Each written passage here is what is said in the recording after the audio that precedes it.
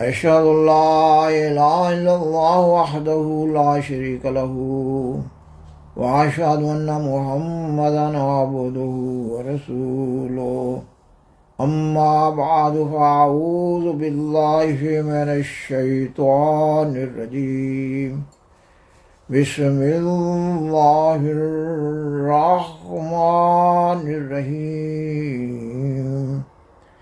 سامعین و ناظرین اکرام، السلام علیکم ورحمۃ اللہ وبرکاتہ۔ سیدنا حضرت محمد رسول اللہ خاتم الانبیاء صلی اللہ علیہ وسلم نے اس آخری زمانہ میں مسلمانوں کی اخلاقی اور مذہبی حالت کے بارے میں بعض پیشگوئیاں بیان فرمائی ہیں۔ یہ پیشگوئیاں بڑے صاف اور شفاف رنگ میں پوری ہو چکی ہیں۔ آپ صلی اللہ علیہ وسلم نے ایسے طور پر مسلمانوں کی اخلاقی اور مذہبی حالت کا نقشہ کھینچا ہے کہ آج کی اس دنیا میں بسنے والے تمام دانشور ان حالات کو اپنی آنکھوں سے دیکھتے ہوئے بھی اس مضمون کا پورے طور پر حق ادا نہ کر سکتے۔ اس زمانہ میں ان پیشگوئیوں کا پورا ہو جانا ہستی باری تعالیٰ کا ایک بیان ثبوت ہے۔ ان پیشگوئیوں کا پورا ہو جانا سیدنا حضرت محمد رسول اللہ خاتم الانبیاء صلی اللہ علیہ وسلم اور اسلام کی صداقت کا ایک روشن ثبوت ہے۔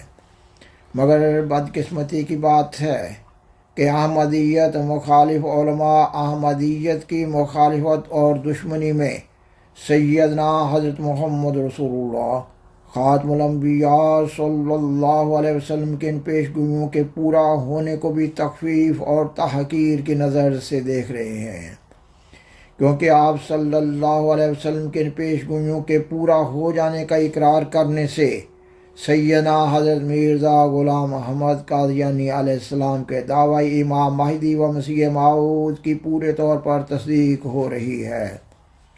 احمدیت مخالف علماء کے سیدنا حضرت محمد رسول اللہ خاتم الانبیاء صلی اللہ علیہ وسلم کے ان پیشگوئیوں کے پورا ہونے کے انکار سے یہ مترشح ہو رہا ہے کہ یہ لوگ اسلام کی حقیقی روح سے غافل ہیں۔ یہ لوگ محض اس لیے مسلمان ہیں کہ مسلمانوں کے گھروں میں نسل بعد نسل پیدا ہوتے چلے آ رہے ہیں۔ ان لوگوں کی اپنے مذہب سے وابستگی محض رسم و رواج کے طور پر ہے۔ اگر ان لوگوں میں اسلام کا مغز ہوتا تو یہ سیدنا حضرت محمد رسول اللہ خاتم الانبیاء صلی اللہ علیہ وسلم کی پوری ہو جانے والی پیشگوئیوں سے بہرے گونگے اور اندھوں کا سا معاملہ نہ کرتے۔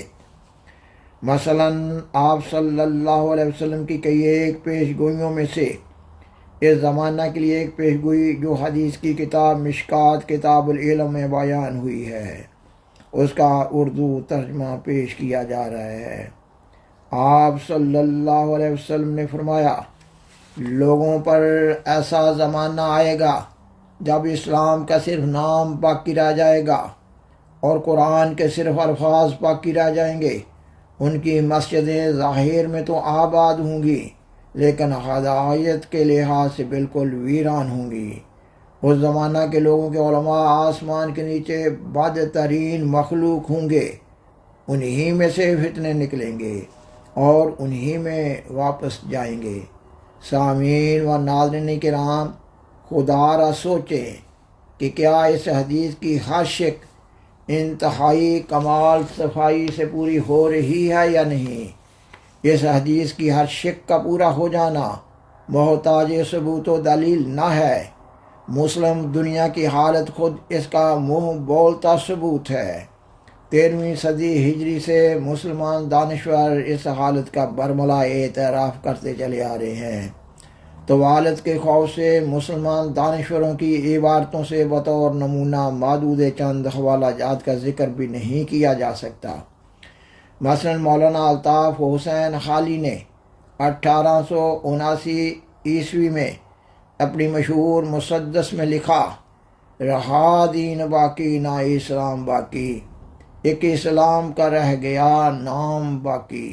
خاکسار بیان کرتا ہے کہ یہ وہ زمانہ تھا جب تمام مذاہب و ملل اور اقوام عالم معود اقوام عالم اور امام آخر الزماں کی بعثت کی منتظر تھی، اور علامہ اقبال نے بانگ درا میں لکھا، وضع میں تم ہو نصارا تو تمدن میں ہنود، یہ مسلمان ہیں جنہیں دیکھ کے شرمائیں یہود۔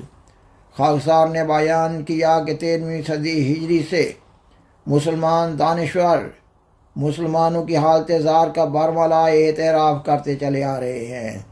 اس کا مطلب یہ ہوا کہ مسلمانوں کو تعلیم و تربیت دینے والے علماء بھی بگڑ چکے ہیں، کیونکہ قوموں کا بگاڑ اوپر سے شروع ہو کر نیچے تک چلا آتا ہے۔ مسلمان اس حد تک بگڑ چکے ہیں کہ دنیا میں دہشت گردی کو مسلمانوں سے جوڑا جاتا ہے۔ نہ صرف مسلمانوں بلکہ مسلمانوں کے علماء میں دنیا کا ہر جرم بیانک شکل میں پایا جاتا ہے۔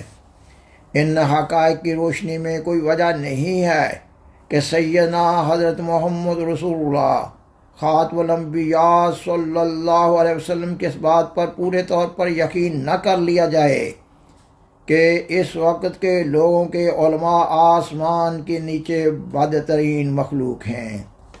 اگر ہم اس حدیث کے الفاظ پر غور و فکر کریں تو انتہائی خوفناک صورت سامنے آتی ہے۔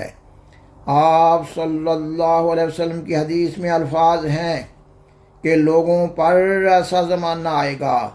آپ صلی اللہ علیہ وسلم یہ نہیں فرما رہے کہ میری امت پر ایسا زمانہ آئے گا، اور پھر آپ صلی اللہ علیہ وسلم فرما رہے ہیں کہ اس زمانہ کے لوگوں کے علماء میری امت کے علماء نہیں فرما رہے، اور آپ صلی اللہ علیہ وسلم لوگوں کے ان علماء کی حالت کے بارے میں فرما رہے ہیں کہ آسمان کے نیچے بدترین مخلوق ہوں گے۔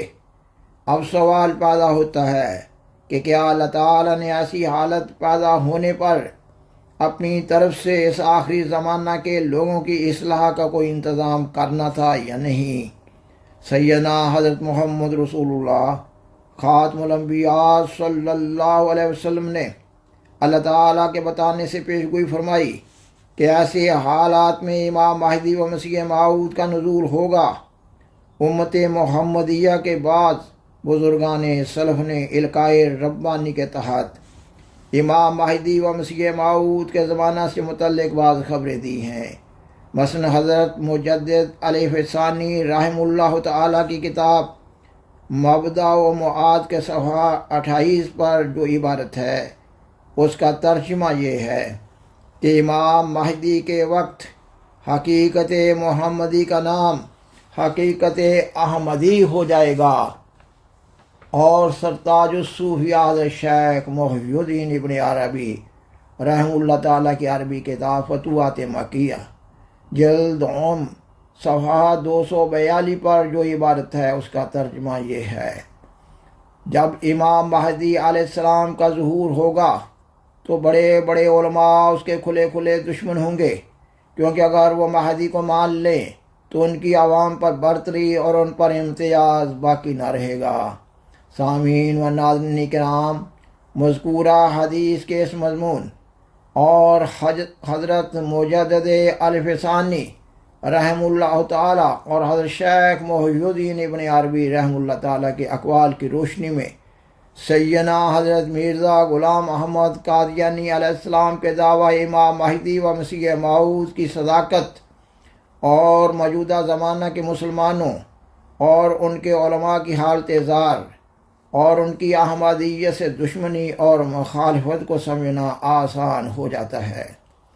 احمدیت مخالف علماء اتنا بھی نہیں سوچتے کہ اگر سیدنا حضرت مرزا غلام احمد قادیانی علیہ السلام اپنے دعوی امام مہدی و مسیح موعود میں سچے ہوئے، جبکہ آپ علیہ السلام قطعی اور یقینی طور پر سچے ہیں، تو ان کا اللہ تعالیٰ کے حضور کیا جواب ہوگا؟ اور مزید یہ کہ دنیا بھر میں ملک پھیلے ہوئے احمدی صداقت احمدیت کا ببانگ دہل اعلان کر رہے ہیں۔ احمدیت مخالف علماء آئین پاکستان کی آڑ میں جماعت احمدیہ پر عرصہ حیات تنگ کیے ہوئے ہیں، جبکہ قانون شریعت کے بالمقابل آئین پاکستان کی کیا حیثیت ہے؟ اس فتنہ کے بانی ذوالفقار علی بھٹو اور اس فتنہ کی آگ کو مزید بھڑکانے والے فوجی ڈکٹیٹر ضیاء الحق کو اللہ تعالیٰ نے اپنی قہری تجلی کا نشانہ بناتے ہوئے نشان عبرت بنا دیا، مگر احمدیت مخالف علماء جہالت اور حماقت کا معجون مرکب ہیں۔ مذہب کا معاملہ اللہ تعالیٰ اور اس کے بندہ کے درمیان ایک تعلق واسطہ ہوتا ہے۔ کسی انسان کا یہ حق نہیں ہے کہ وہ کسی دوسرے انسان کے مذہب میں کسی قسم کی مداخلت کرے۔ پاکستان کا احمدیت مخالف ملا اپنی کثرت کے گھمنڈ میں اپنے انجام سے بے خبر اور غافل ہے۔ جماعت احمدیہ کی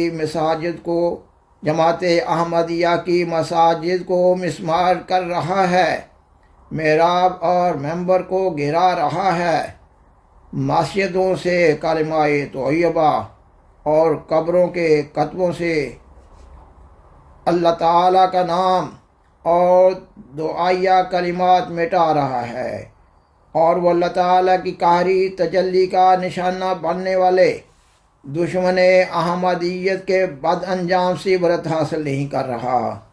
سیدنا حضرت مسیح موعود علیہ السلام کتاب کرامت الصادقین روحانی خزائن جلد 7 صفحہ 67 پر لکھتے ہیں، مجھے اللہ جل شانہ کی قسم کہ میں کافر نہیں، لا الہ الا اللہ محمد رسول اللہ میرا عقیدہ ہے، اور لکن رسول اللہ و خاتم النبیین پر حضرت صلی اللہ علیہ وسلم کی نسبت میرا ایمان ہے۔ میں اپنے اس بیان کی صحت پر اس قدر قسمیں کھاتا ہوں جس قدر خدا تعالیٰ کے پاک نام ہیں، اور جس قدر قرآن کریم کے حرف ہیں، اور جس قدر حضرت صلی اللہ علیہ وسلم کے خدا تعالیٰ کے نزدیک کمالات ہیں۔ کوئی عقیدہ میرا اللہ اور رسول کے فرمودہ کے برخلاف نہیں، اور جو کوئی ایسا خیال کرتا ہے خود اس کی غلط فہمی ہے، اور جو شخص مجھے اب بھی کافر سمجھتا ہے اور تکفیر سے باز نہیں آتا، وہ یقیناً یاد رکھے کہ مرنے کے بعد اس سے پوچھا جائے گا۔ میں اللہ جل شانہ کی قسم کھا کر کہتا ہوں کہ میرا خدا اور رسول پر وہ یقین ہے کہ اگر اس زمانہ کے تمام ایمانوں کو ترازو کے ایک پلہ میں رکھا جائے اور میرا ایمان دوسرے پلہ میں، تو بفضل ہی تعالی یہی پلہ باری ہوگا۔ سامعین و ناظرین کرام، بالآخر درخواست ہے کہ برائے مہربانی اس پروگرام کو لائک کریں، دوسروں سے شیئر کریں، اور عذرہ کرم میں اس چینل کو سبسکرائب کریں۔ جزاکم اللہ تعالی احسن الجزاء، وآخر دعوانا ان الحمد للہ رب العالمین، والسلام علیکم ورحمۃ اللہ وبرکاتہ۔ شکریہ۔